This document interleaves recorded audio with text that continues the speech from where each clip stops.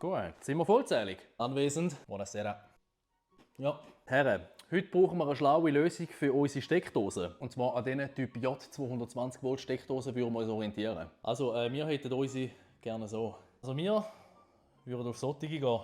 Moment, halt. Also, bei uns machen wir die in die Wände. Also die Idee an und für sich wäre, dass wir die Stecker möglichst einheitlich machen. Das ist doch hure lästig. So musst du für jedes hure Land einen separaten Stecker posten. Wir können ja an den Bahnhöfen und Flughäfen die entsprechenden Adapter verkaufen. Dann aber fürs Vierfache, oder? Ja, logisch, man schon noch etwas daran verdienen können, oder? Der war besser, der gefällt mir, der hat Biss. Hört, es ist doch viel sinnvoller, wenn wir eine Universalsteckdose machen. Zumindest innerhalb von Europa. Jetzt lassen wir mal zu. Es gibt ein einfaches Sprichwort. Warum einfach?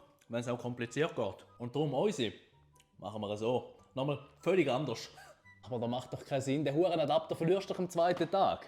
Ist das unser Problem, oder was? Ja, nein, sorry, unchillig, Mann. Wird nicht diskutiert, soll jeder machen, was er will. Nein, geil, easy. Dann nehme ich nächstes Mal in die Ferien extra einen Koffer, nur wegen Adapter mit.